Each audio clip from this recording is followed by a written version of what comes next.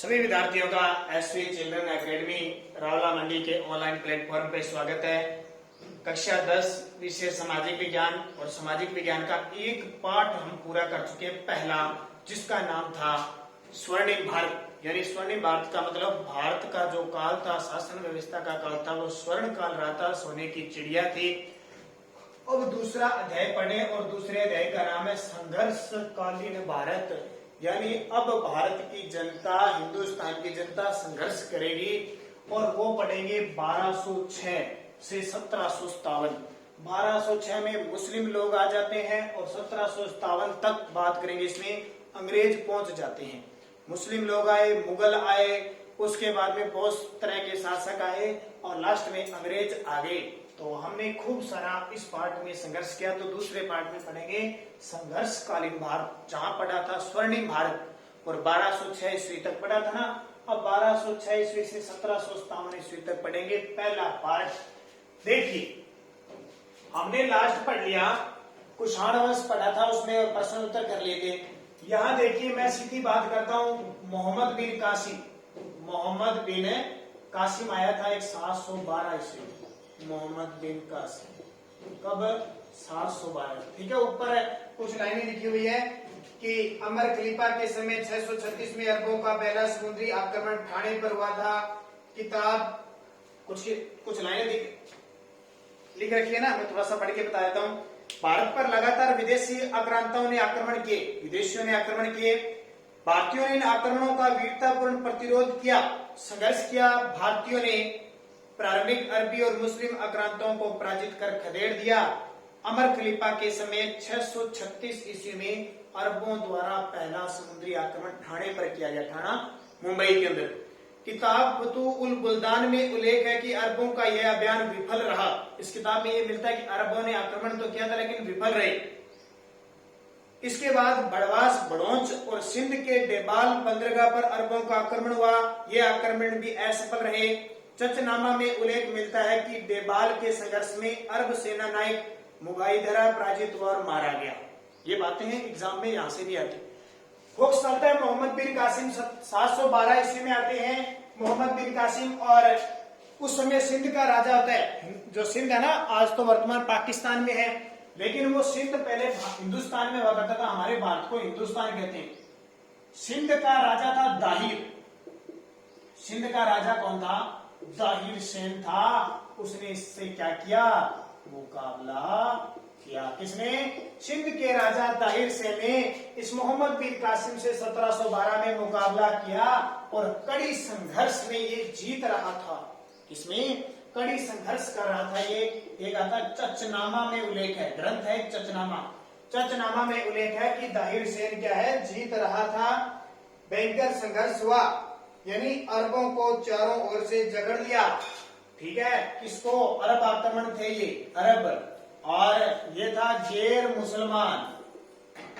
मुसलमान होते हैं वो तो मुसलमान, जो मुसलमानों की श्रेणी में नहीं आते उनको क्या कहते हैं? गैर मुस्लिम। यानी काफिरों ने अरबों की सेना को चारों तरफ से क्या कर लिया? जकड़ लिया। और जिस बहादुरी और दृढ़ता से वे लड़े, इस्लाम की पूरी जो फौज है वो घबरा गई और तार तार हो गई। ये बात किसमें लिखी है? चचनामा में। और एक व्यक्ति होते हैं जिनका नाम है क्या? बाबा दुरी ने लिखा कि महाभयंकर संघर्ष हुआ जैसे कभी सुना नहीं हुआ। यानी एक बार दाहिर सेन ने मोहम्मद बिन कासिम की सेना को घबरा किया, लेकिन संयोग क्या हुआ कि दुर्भाग्य हुआ, दाहिर सेन के तीर लग गया।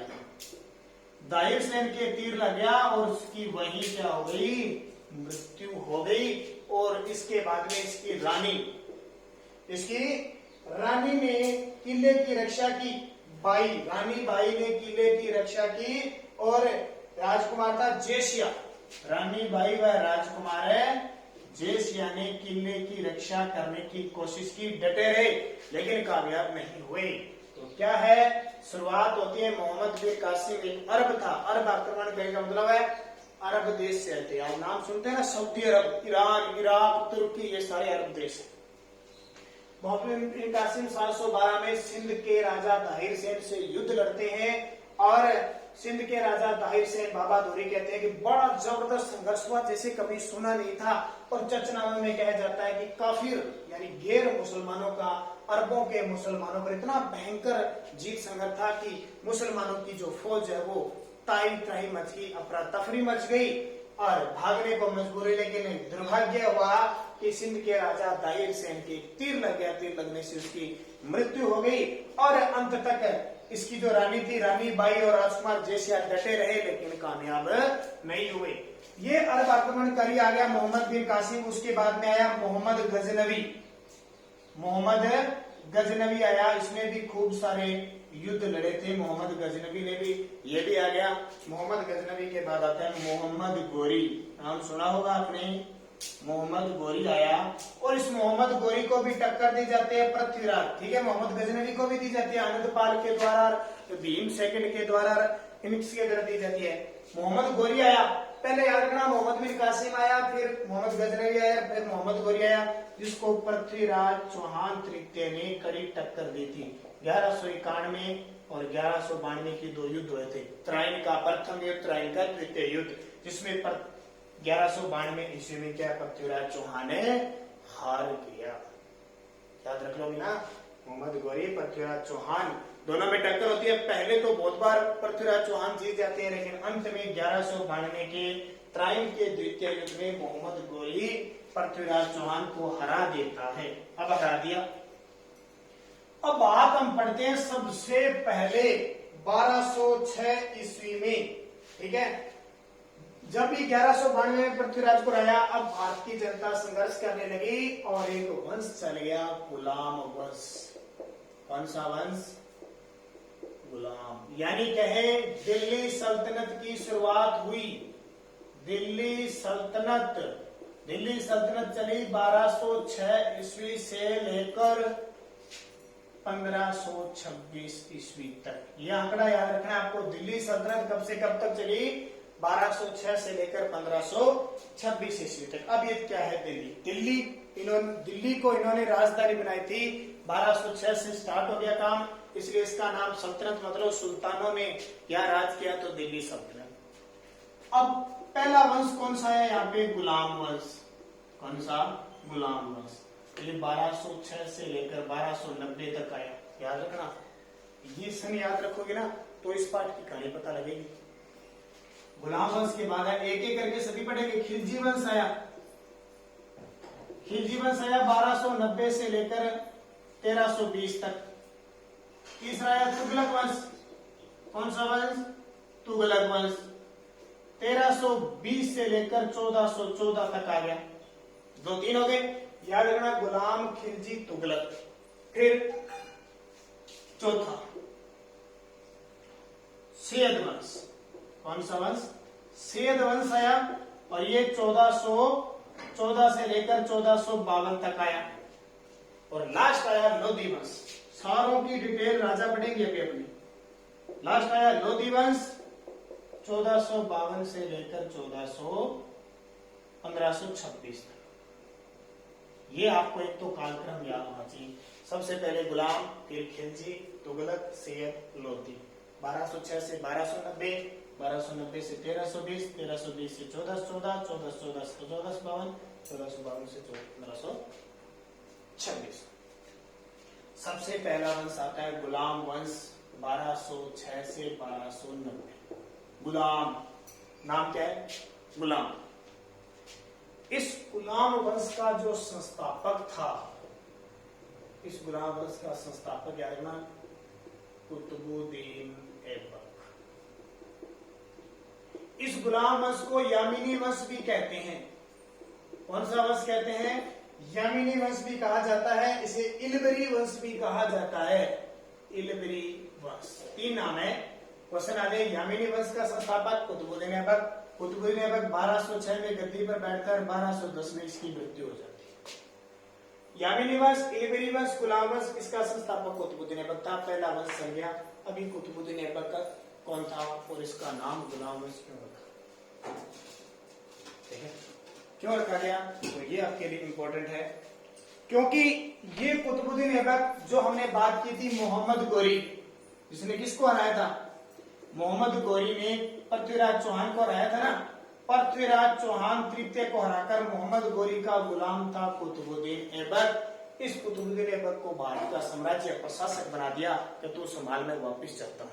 ये मोहम्मद गोरी तो वापिस चला जाता है और कुतुबुद्दीन ऐबक पीछे से दिल्ली संभालता है और दिल्ली पर ये गोरी का गुलाम होता है, गोरी का गुलाम कुतुबुद्दीन ऐबक। और गुलाम है, आपको पता है छोटा सा, छोटे होते हैं, दास होते हैं, नौकरी वाले करते हैं। इसने कहा मैं इस वंश का नाम क्या रखूंगा, गुलाम वंश, तो इसने गुलाम वंश रख दिया। इसका कुतुबुद्दीन ऐबक का वंश था इलबरी, इसलिए इस वंश का नाम इलबरी वंश भी पड़ा। और मोहम्मद गोरी का वंश था यामिनी वंश, इसलिए कुतुबुद्दीन ऐबक ने इसका नाम क्या रख दिया, यामिनी वंश भी रख दिया। तो 3 नाम हो गए इसका संस्थापक कुतुबुद्दीन ऐबक। बहुत अच्छा आदमी था कुतुबुद्दीन ऐबक, बहुत ही गुलाम था लेकिन बहुत अच्छा आदमी था। इसको लाख बख्श कहा जाता है, लाख बख्श, लाखों में दान देता था, दानवीर था, बहुत दान देता था, यानी सब कुछ दान देता था। इसलिए इसको इतिहासकारों ने क्या कहा है, लाख बख्श कहा है। दूसरी बात, इसने दिल्ली में कुतुब मीनार, दिल्ली में कुतुब मीनार की नींव रखी थी, सिर्फ नींव रखी थी, ध्यान रखना, दिल्ली में कुतुब मीनार की नींव रखी थी, 1-2 मंजिली बनाई थी, इतने में इसकी मृत्यु हो जाती है। अब ये कुतुब मीनार की नींव रखी किसकी स्मृति में, तो इनके गुरु थे संत बख्तियार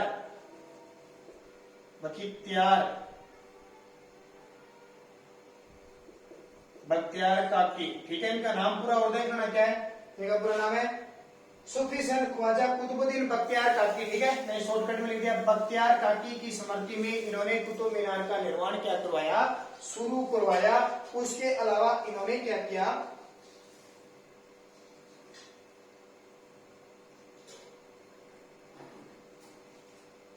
राजधानी किसको बनाई, राजधानी इसने बनाई, शुरुआत तो लाहौर से की थी, बाद में आगे इल्तुतमिश आएगा, वो दिल्ली को राजधानी बनाता है। राजधानी लाहौर को बनाई और इसके दरबार में हसन निजामी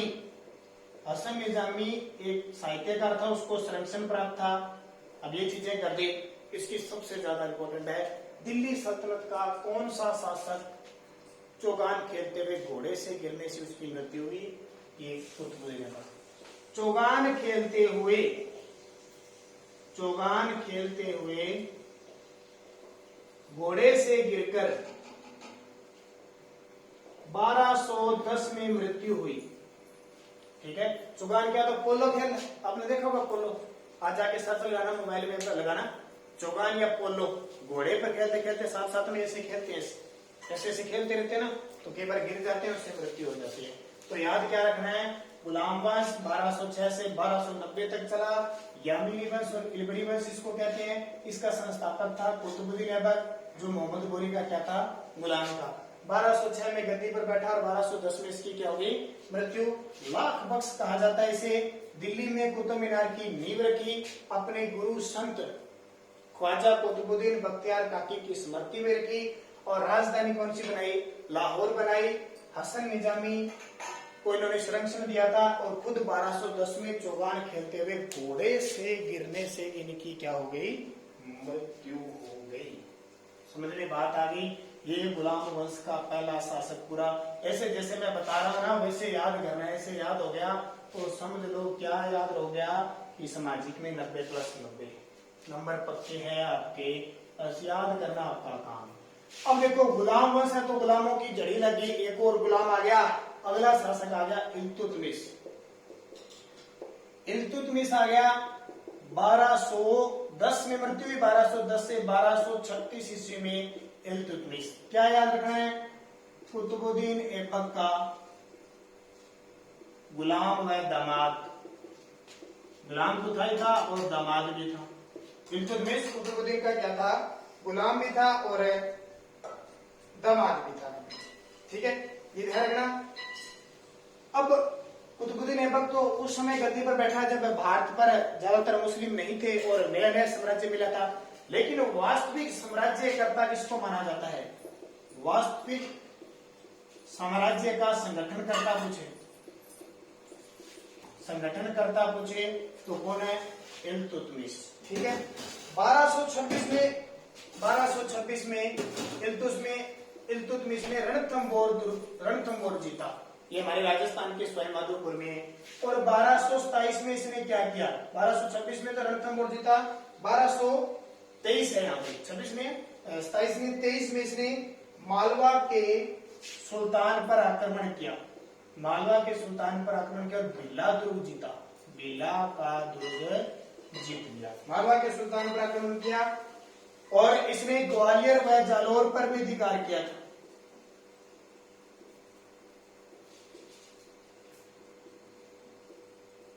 ग्वालियर व जालौर पर भी कब्जा किया था। ख्वारिजम शाह के पुत्र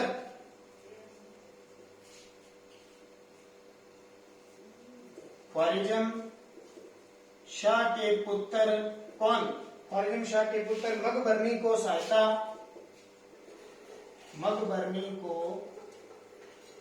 सहायता नहीं देकर इल्तुतमिश ने मंगोल चंगेज खां से, एक मंगोल था चंगेज खां से दुश्मनी नहीं ली। आगे मैं बताऊंगा आपको, एक चंगेज खां का नाम आएगा, ठीक है। ये किसकी बात है? इल्तुतमिश की। क्या याद करना है? इल्तुतमिश 1210 से 1236 ईस्वी तक कुतुबुद्दीन ऐबक का गुलाम था, उत्तराधिकारी था और दामाद था। उत्तराधिकारी मतलब अगला शासक बनने वाला। वास्तविक साम्राज्य का संगठनकर्ता गुलामस का इल्तुतमिश को माना जाता है। 1226 में इसने रणथंबोर जीता था। 1223 में इसने मालवा के सुल्तान से बिल्ला दुर्ग जीता। ग्वालियर व जालौर पर भी कब्जा किया और ख्वारिजम शाह के पुत्र मकबरनी सहायता लेने के लिए आया था, लेकिन इल्तुतमिश ने इसको सहायता नहीं दी। क्यों? क्योंकि आप पीछे से हमला किसने किया था? चंगेज खान ने किया था। ये बहुत ताकतवर था उस समय, तो उसे दुश्मनी नहीं हुई। आगे के जो शासक है रजिया सुल्तान है और बलबन है, यासुद्दीन बलबन, उनके बारे में हम अगले वीडियो में पढ़ेंगे और उसके बाद में नया वर्ष स्टार्ट हो जाएगा खिलजी वर्ष।